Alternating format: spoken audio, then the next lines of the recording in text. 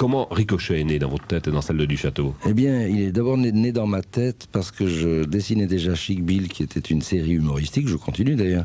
Mais j'avais remarqué que dans le journal Tintin, ce qui semblait accrocher le mieux auprès des jeunes, c'était les histoires dites réalistes.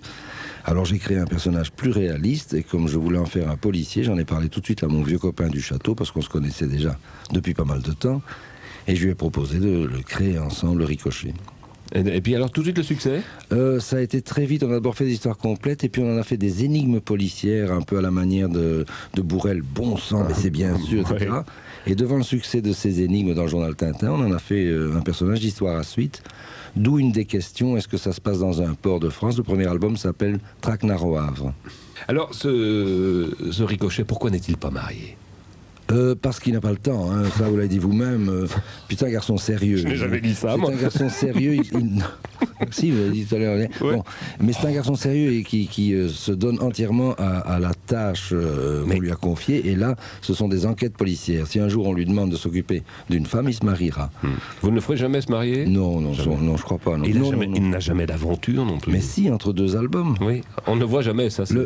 Écoutez, le principe des histoires de Ricochet, ce sont des enquêtes policières. Si on en fait une aventure amoureuse, on change complètement de style, et puis je sais pas moi, les lecteurs s'attendent quand même à des poursuites, à la découverte d'un coupable, d'un bandit. Mais donc, c'est pas nous deux qu'on fait. Hein, est-ce que vous le trouvez normal, Ricochet, quand vous relisez vos BD?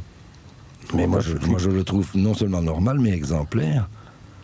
Oui, moi j'aimerais bien être Ricochet. C'est un modèle à suivre pour vous, Ricochet? Ah ben oui, c'est un grand boy scout, toujours prêt à rendre service, souriant, aimable, poli, bon chic, bon genre. Combien de pays ont repris Ricochet? Il doit y en avoir une quinzaine, et ça va jusqu'en Indonésie. Et un jour, j'ai vu des traductions en arabe. C'est difficile à lire. C'est des espèces de macaronis.